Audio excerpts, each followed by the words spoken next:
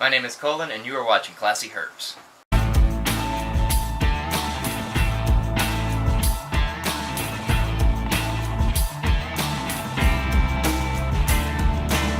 So I wanted to do kind of a ball python update today. I know it's kind of a generic topic that everybody kind of talks about on YouTube these days who does reptiles, but we've produced some pretty cool stuff this year that I just kind of want to highlight the really cool things that we've made to just share with you guys. So this one that you're seeing right here is probably as rare as a two-headed animal. It's something that I've never actually seen in person before, and it couldn't have happened to a cooler snake. This animal is known as a chimera, and so what is basically going on here is the opposite of an identical twin.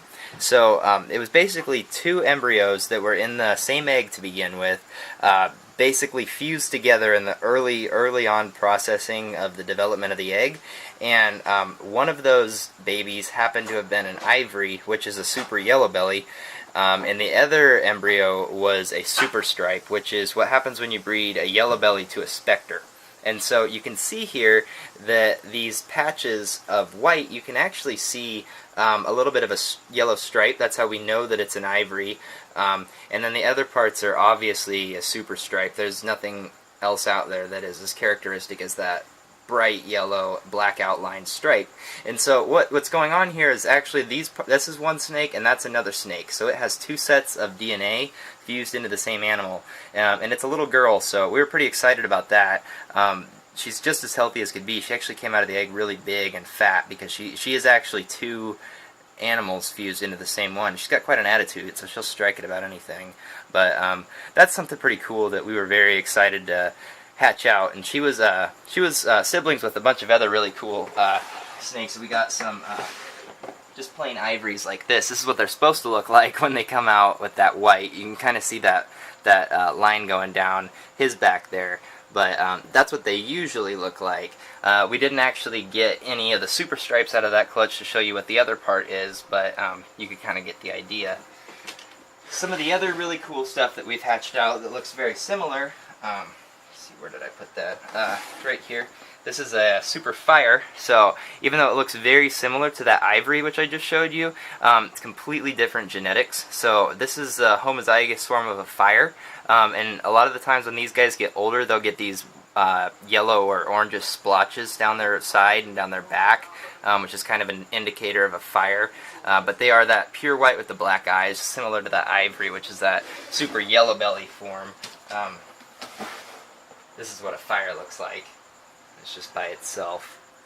Pretty cool little baby. Very normal looking, except when you breed them together, the homozygous form is a lot prettier looking.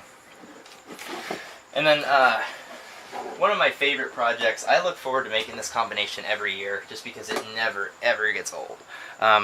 What happens when you breed a banana to a spider? I think that this deserves its own nickname, like a bumblebee deserved. It's just such a classic combination of that banana to spider, and you get that super yellow background with that almost lavender kind of lightning strike look through there with the white sides. Just such a beautiful combination. Not much really needs to be said for that one. We have a male banana here who produces some of the absolute orangest bananas that I have ever seen in my life. And I swear there's something weird going on with him because these babies come out not yellow like bananas usually come out, but just dark orange. We call it our orange line of bananas, kind of just a play on the fruit names, but kind of a very special little baby right there. You can see how dark lavender the patterning is also. So that's just a straight banana, not That's just a plain banana, yeah. Just a single gene baby right there.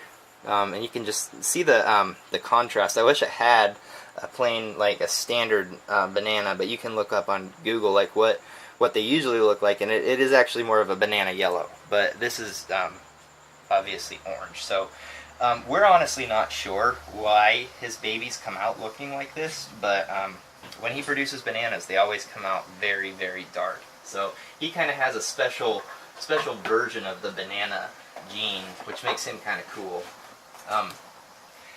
And then my most exciting project for the year that I've actually made a video about a while back has been with these guys right here. This is going to be the last thing that I show you guys here today, this project anyway. But you see that head right there, it's missing scales, and this is actually a lesser scaleless head.